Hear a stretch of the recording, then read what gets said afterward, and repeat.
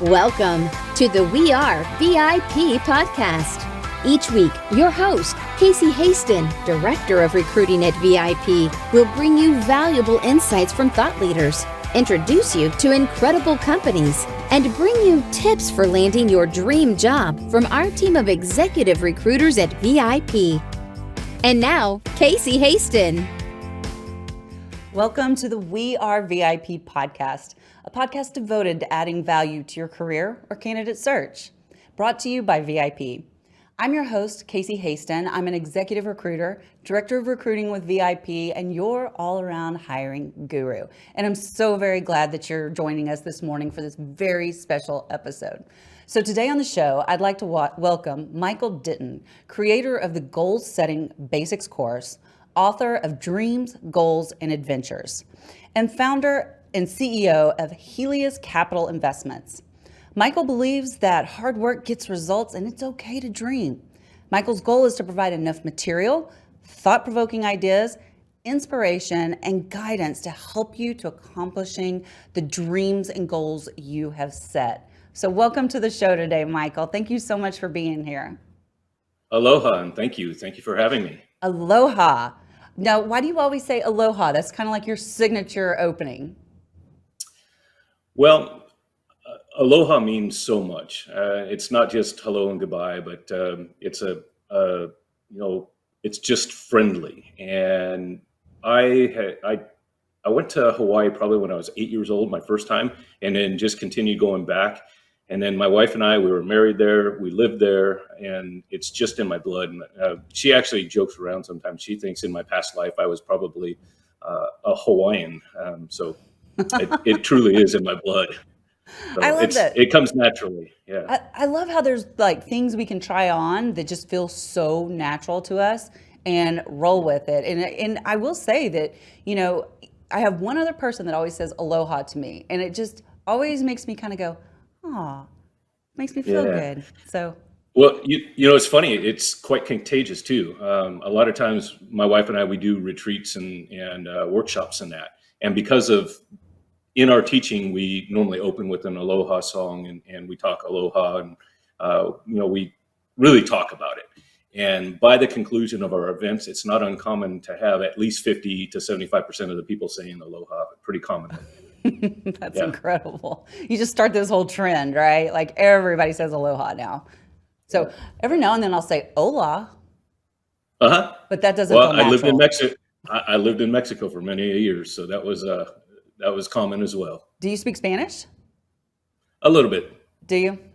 I'm ashamed to say that I took 2 years of Spanish in high school, and the only things I can remember, and let's see if you know what these means. Hola, ¿cómo está? Got that one.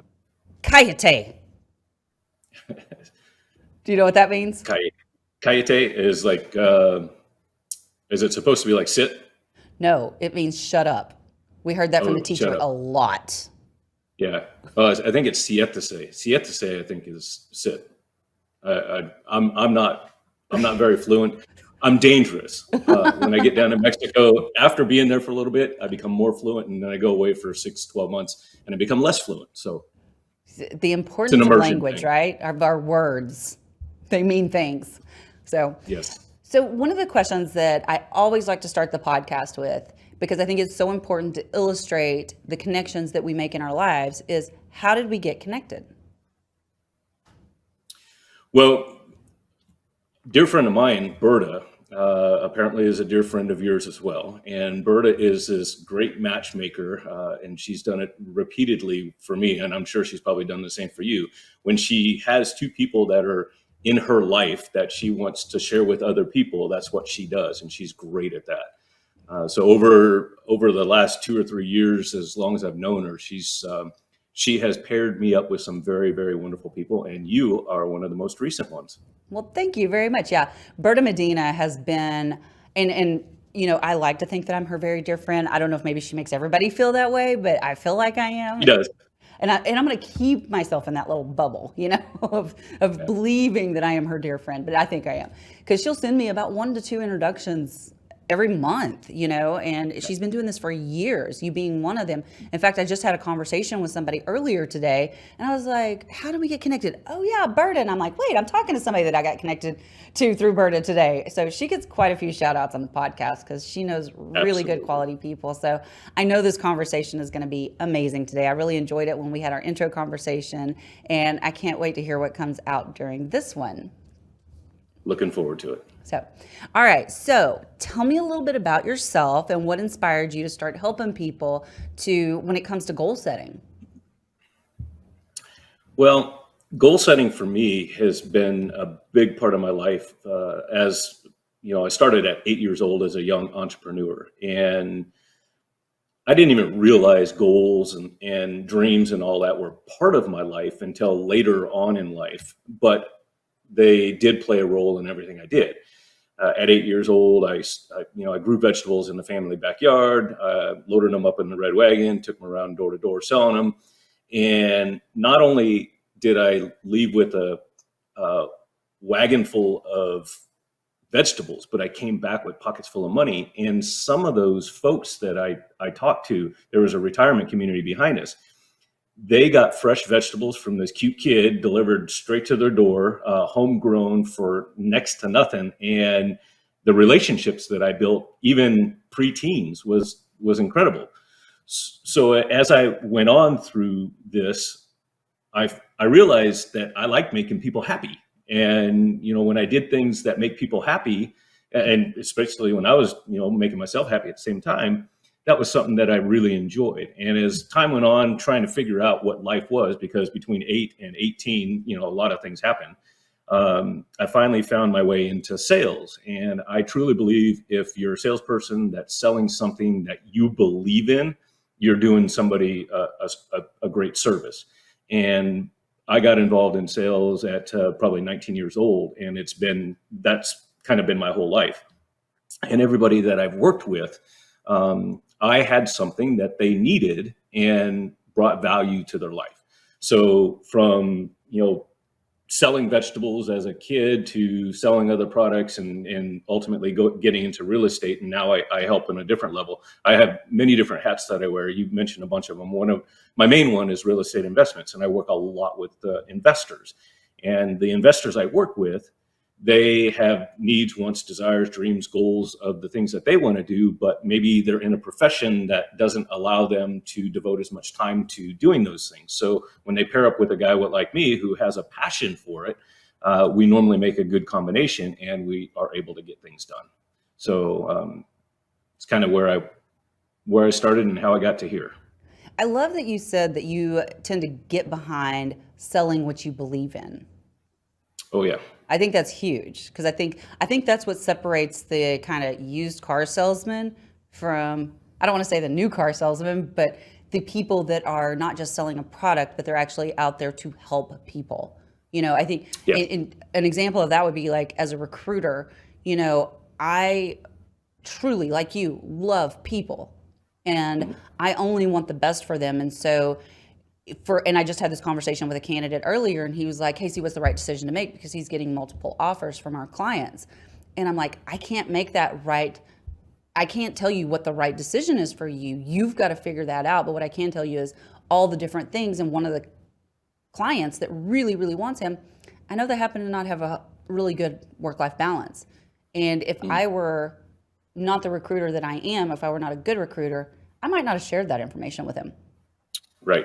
But I did. But you ultimately want what's best for him, even though you're serving you're serving everybody in your right mind. That is what is ultimately best. Absolutely. And, at the end of the day, this affects me for a paycheck. This could affect him for years. And I don't want him going to a job he hates every day and then thinking, I hate my recruiter because I put him in a bad situation. Right. Yeah, and in that case, it actually is more than just a paycheck for you, because if you do that, then it's something that lasts with you for years as well.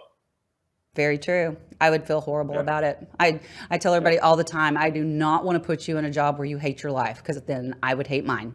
I can't do that. I can't make people unhappy. Yeah, life is too short. It is absolutely too short. So you said something earlier that I wanted to kind of touch on, because you talk a lot about dreams versus goals. So in your opinion, what is the core difference between dreams and goals? Well, the core difference is if you have a dream, you typically have some form of plan or goal in order to accomplish it. You don't have to have it on the flip side. If you have a goal, you don't have to necessarily have a dream to accomplish a goal. But they always happen to tie together. You know, if your goal is to earn enough money to go on a vacation, well, is that vacation a dream? You know, or was it a dream to go on a dream vacation, and you set the goal to earn the money to do this in 6 months or whatever it might be? So they really tie together. I don't know that I would say that there's a major difference, other than, dreams are something out there that you've got to have some form of plan or goal in order to accomplish, if they truly are something that's true to your heart. A goal, you don't have to necessarily have that dream to accomplish the goal, because the goal could be something as simple as meeting somebody during an event or something. Maybe they turn out to be your dream person. You never know, but could be my dream guy. Yeah, you never know. So hey, that's awesome. Yeah. So, but I believe in both of them. Okay. Yeah, and I do too. I think dreams are huge. So a question for you that just came up to me, because I'm a big vision board kind of girl. I love to do a vision board every year.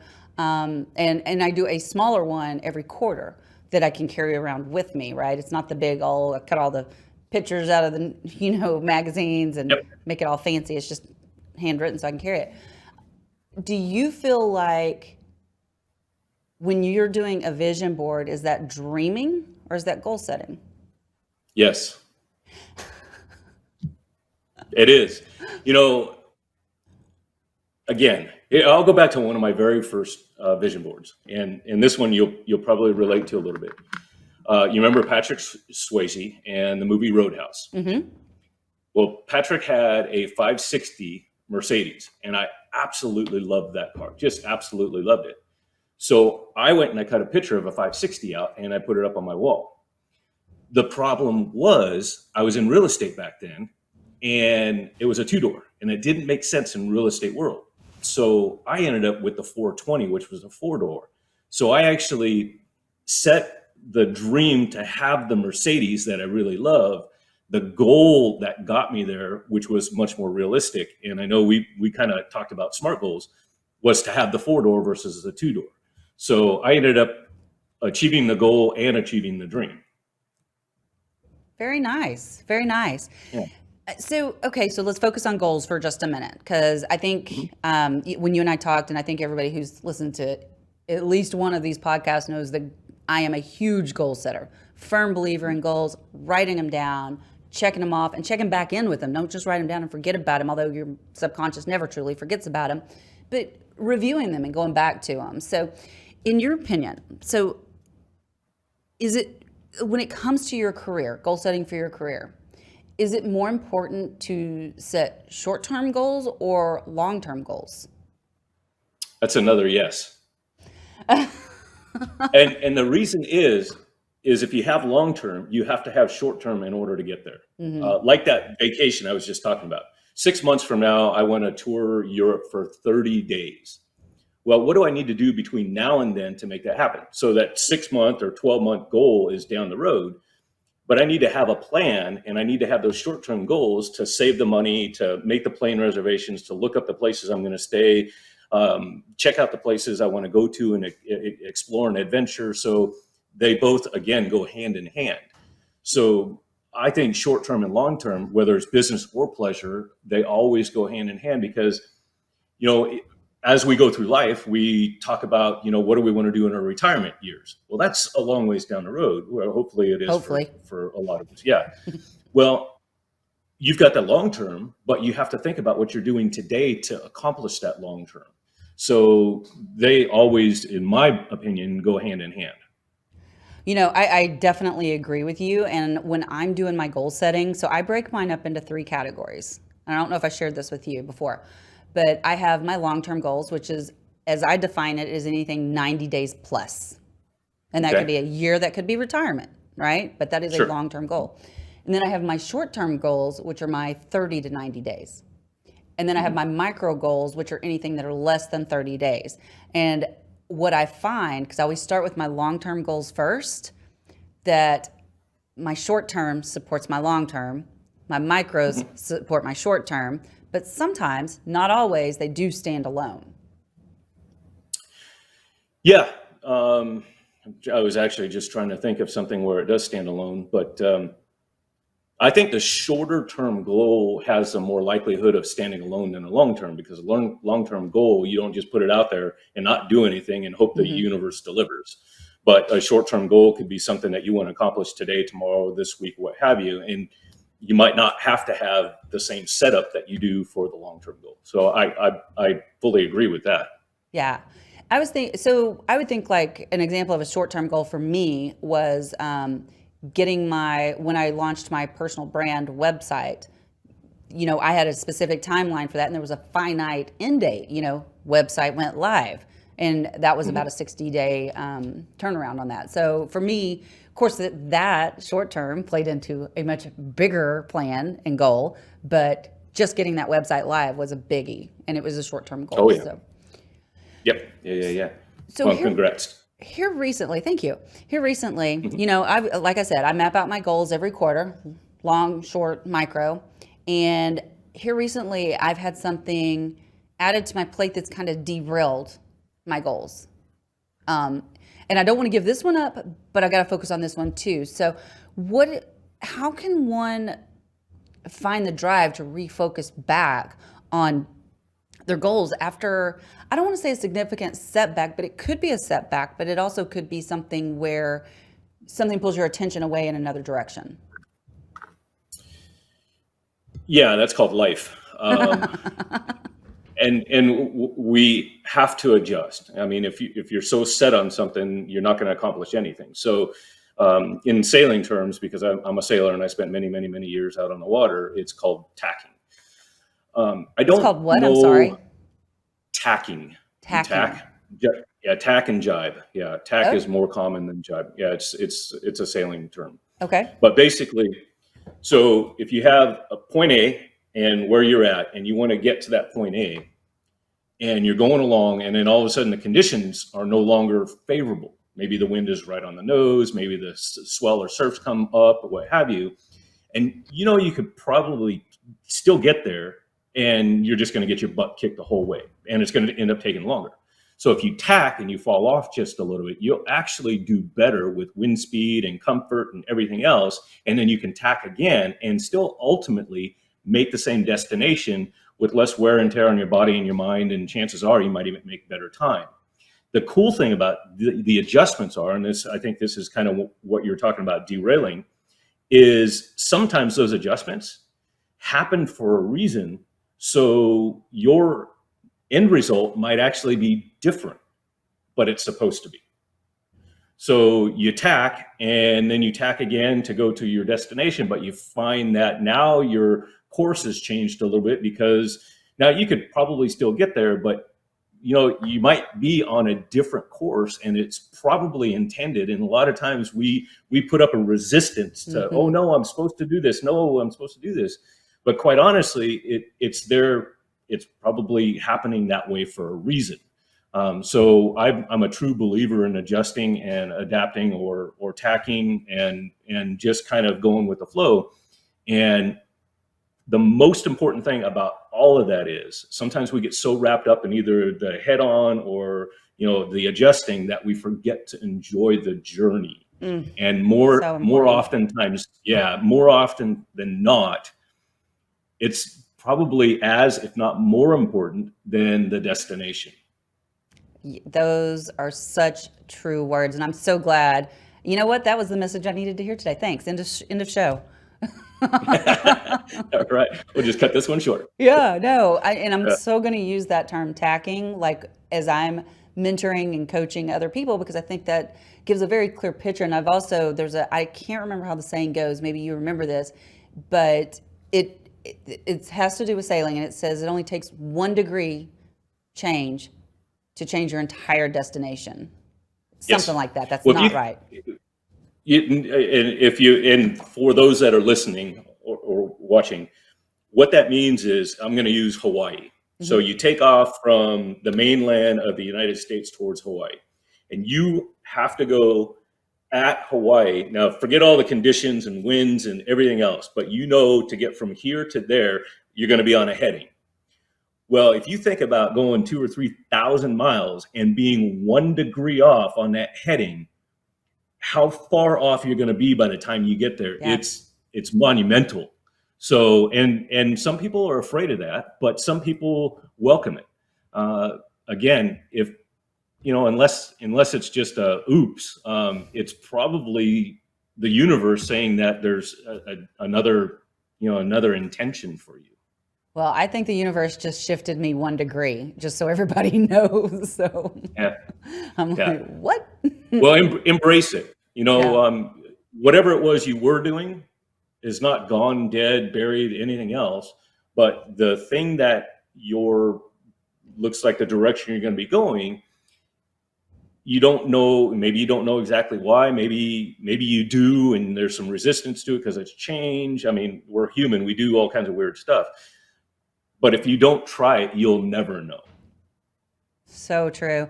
And I love that you brought this up a couple of times, the resistance, and sometimes you need that resistance, but I think it's good to really face that resistance and ask yourself why you're having it. Yeah. Resistance and fear, if you think about them, they're built in for a reason.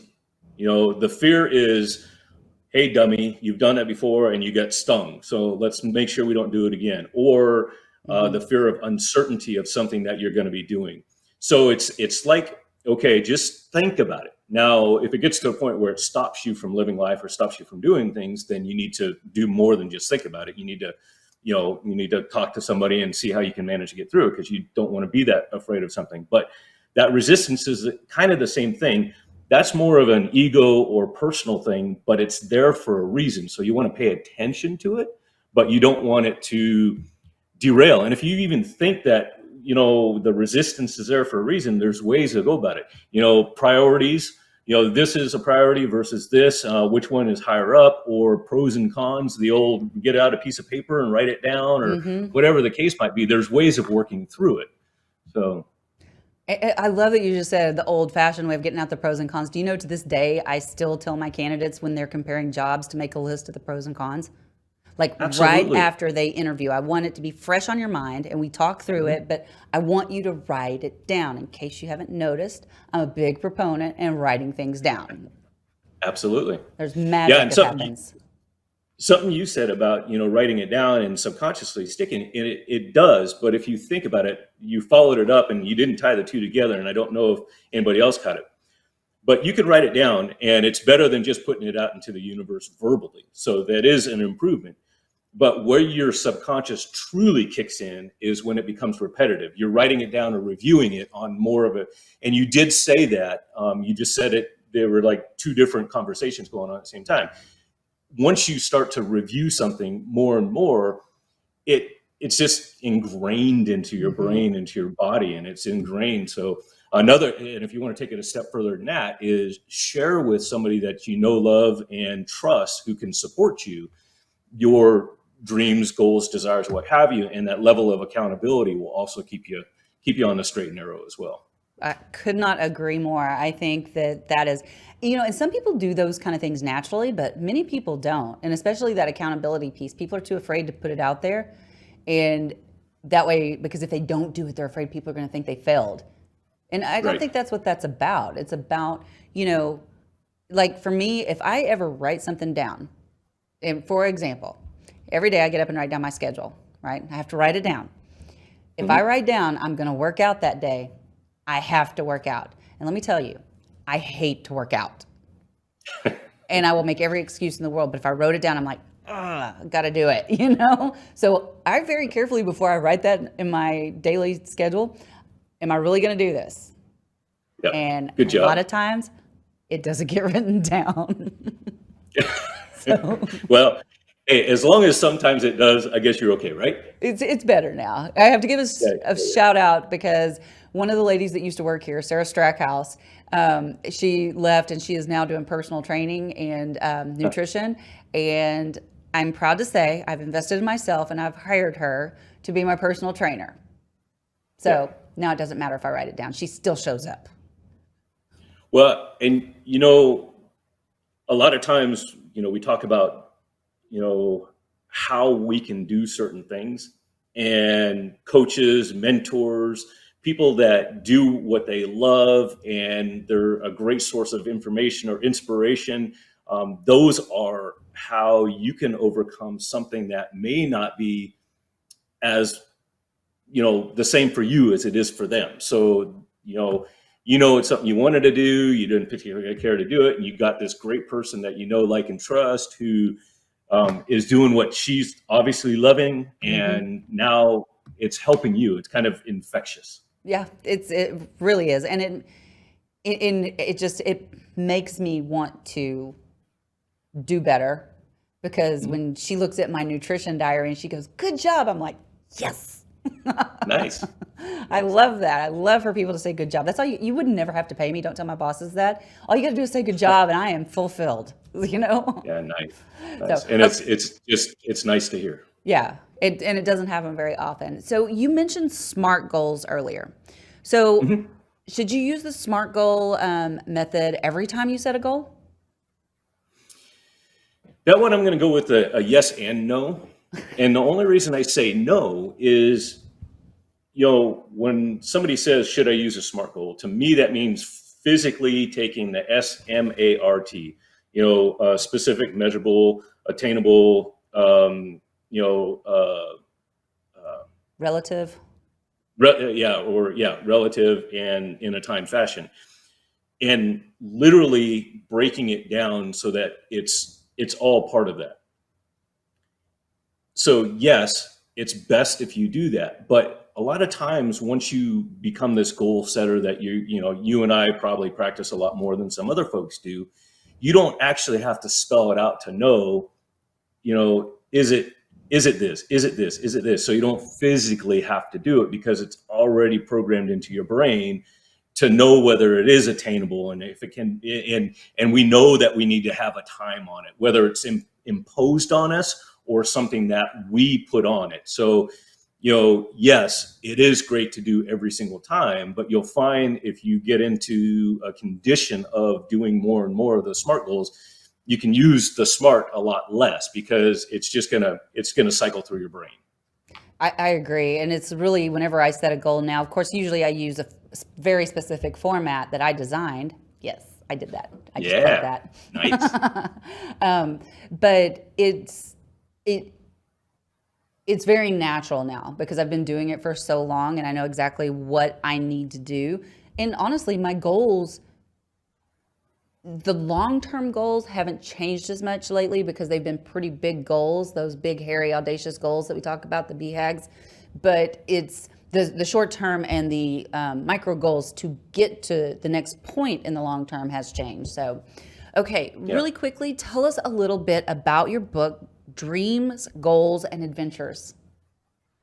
Dreams, Goals, and Adventures. I wrote that to inspire people never to lose sight of their dreams. And how this came about, I was very blessed, and I had a very successful young career, and I got to the point where I wanted to live life a little. I was doing that 7 days a week, 18 hours a day. And even though I was loving life, and still getting some vacation time, I really wanted to go out and experience life a little bit more. So my then wife and I've since divorced and remarried, we decided that we wanted to go out and see the world. And the way we wanted to see the world is we decided it was going to be on a boat. So we put a big map up on the wall, very similar to that one over there. We put a bunch of pins in it, places we want to go, things we want to do, or what have you. The day came where, that was a 5-year plan that took 7 years, compliments of some things that kind of got thrown in, monkey wrenches. But in 2007, we took off to sail around the world. And we were going to take off for 10, 15 years. And we got down into Mexico, and I was at an anchorage in a little place called La Cruz de Guanacaxtli. And being the type of person that I am, always wanting to give back and share, I'm sitting there just realizing how blessed I am. I have cut all the ties. I've sold everything. I've semi-retired. I'm going to go sailing for the next 5, 10, 15 years. And I'm truly feeling blessed. So how can I take that and share with everybody, the gifts that I've learned over the years so that they can make their dreams and goals attainable? So I first started writing, and this was in 2007, end of 2007, beginning of 2008, before a lot of things started to change. I started writing a book called From Broke to Retired in 10 Years. And my goal was to share the knowledge that I had gained, especially in real estate and real estate investing, but on some other things as well. I work a lot with, saving money. I work a lot, all the things that it takes to take off and go sailing for 15 years.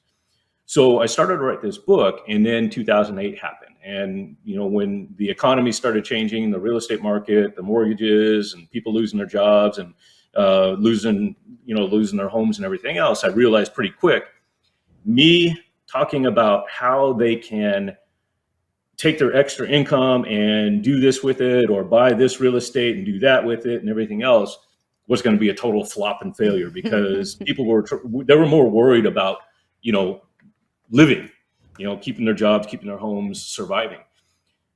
But I wanted to still do something. And while I sat there in my cockpit, it just morphed. And the way it morphed was, a series of short stories that are inspirational to encourage people never to give up, never to lose sight of their dreams. Because in one of these stories, I talked about coming back from Desert Storm. And I too had been in a position that most people in that time frame were starting to find themselves in. And when I felt I wasn't worthy, when I felt that I wasn't able to, I was divorced, bankrupt, I didn't have a job, I didn't have hopes of a job. In fact, I went out and filed for unemployment. And here's a service member coming back off of 7 months of active duty, asking for help. I was denied. And it was just a bad time of life for me. And quite honestly, I wasn't quite sure why I should even bother going on. And fortunately for me, when I was 17 years old, I had set some pretty lofty goals. By the time I hit 35, I wanted to be retired, or at least in a position I could if I wanted to. I knew I would never retire because I don't stand still very well. And the dreams and goals that I had back then, I had put up on a shelf because of what life had dealt me. And I didn't think I was worthy of them. But quite honestly, it was pulling those dreams and goals down off the shelf, dusting them off. It gave me something to look forward to, something to work towards. And it's what got me through that most difficult time. So this series of short stories are stories about my life, but they're things that I believe most anybody can relate to. At the end of each chapter, there's a little aha moment, or something that kind of keeps it in that inspirational, thought-provoking type process. And it's quite honestly, I think it's just I'm a little bit prejudiced, but I just think it's a great little book, and so far I haven't had any complaints. Well, I tell you what, I want to say thank you for being vulnerable, because I know it's not easy to share our failures sometimes. And especially when you're sitting there going, why am I here? And for you to be vulnerable enough to share that, I really appreciate that. So thank you today for that. Thank you. Yeah, no, anything I can share, plus or minus, that can help make a difference in somebody's life, that's my true passion and mission in life. And I love that I attract people like you into my universe, because those are the kind of people I like to be around, for sure. Nice. So, all right, before I let you go, I've got to get to our VIP questions, and I'm going to be very curious to see how you answer these. So, are you ready? Okay. Sure, fire away. Okay. If you were chosen to be one of the first colonists on Mars, what 3 things or people would you take with you? And I'm betting a sailboat's not going to fit. No, besides that, adventure's over, so let's go to a new one. Okay. I got new dreams and adventures. First and foremost, it wouldn't be worth going and doing anything without my beautiful wife, Crystal, by my side. It just, she is the love of my life. She is my soulmate, my spirit mate, my partner in business, my partner in crime, my partner in everything else. And she would be number one at the top of the list. So as far as being one of the first colonists, I don't know whether the question would have the colonists already established or if you have to establish, but there's two things that are I'm really going to interrupt important. you, and I'm going to use your words for a second. Yes. Okay. Okay. But there's two things that are very important, whether it's established or not. And to me, drinkable water. So I would want to make sure that somehow, some way, there was a never-ending supply of drinkable water, because there's a couple things that you need to survive, and good water is one of them. I guess we can just run a garden hose from Earth. Yeah. Hey, well, it depends on where you're getting the water from. True. Very true.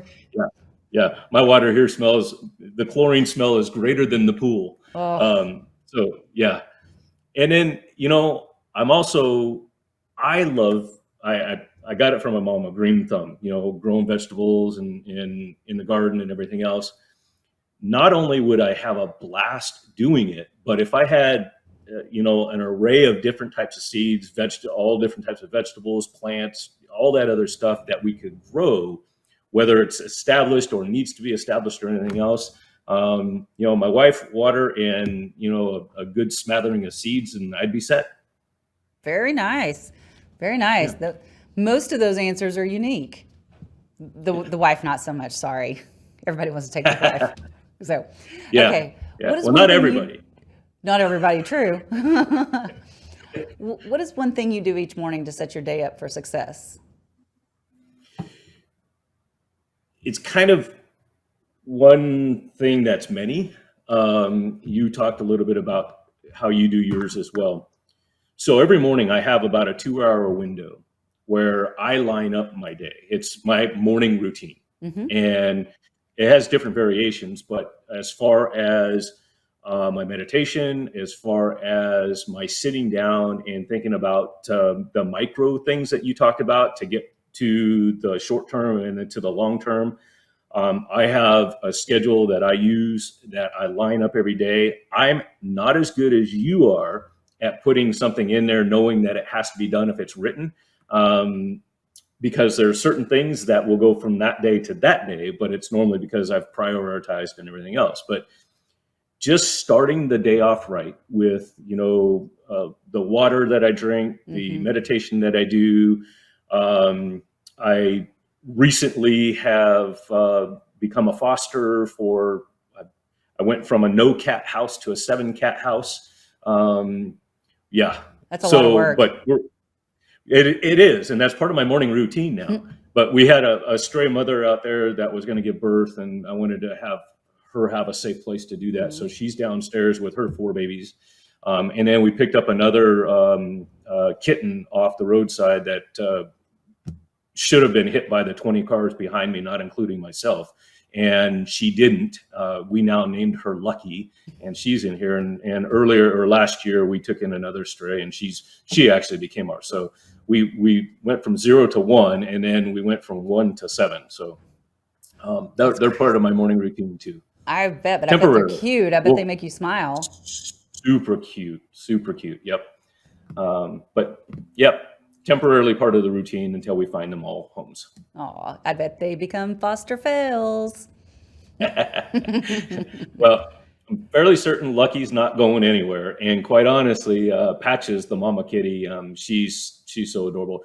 I don't think she had any human interaction whatsoever until I started working with her in April. And she's just so lovable and beautiful, and beautiful eyes, and got 4 beautiful kittens. So she's growing on my heartstrings as well. So the animals do that for sure. Okay, my final question. If your life's work was being summarized in a news article, what would the headline be? In short,